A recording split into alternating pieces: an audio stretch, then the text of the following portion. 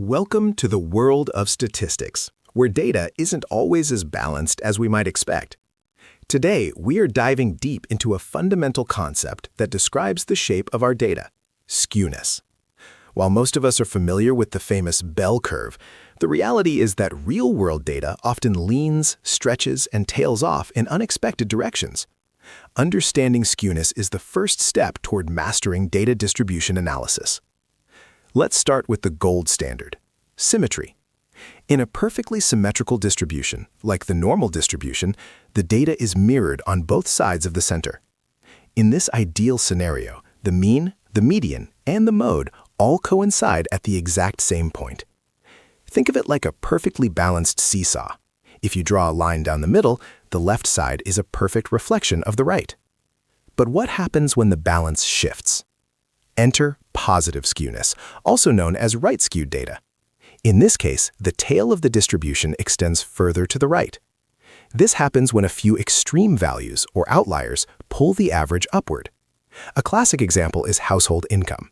Most people earn a modest amount, but billionaires like Elon Musk or Jeff Bezos pull the average significantly higher than what the typical person actually earns. In a right-skewed distribution, the relationship between our three measures of central tendency changes. The mode remains at the highest peak, representing the most common value.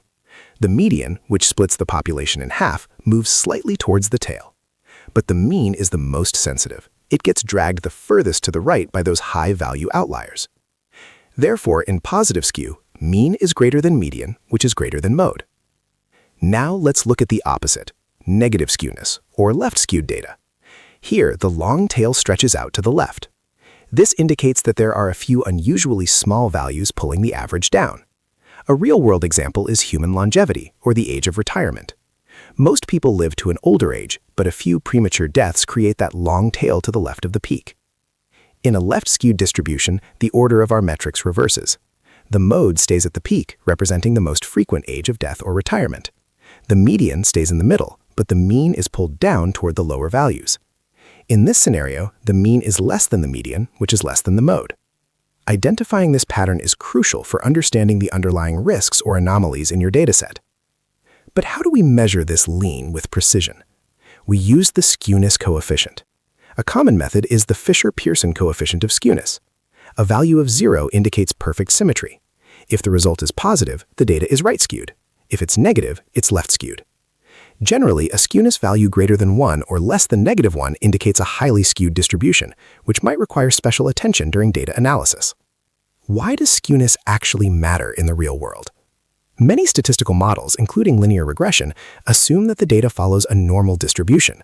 If your data is highly skewed, your model's predictions might be biased or inaccurate. Data scientists often use transformations, like the log transformation or the square root, to pull in the tails and make the data more symmetrical, ensuring better performance for machine learning algorithms. Beyond just numbers, skewness tells a story. It tells us about inequality in economics, about quality control in manufacturing, and about biological limits in nature.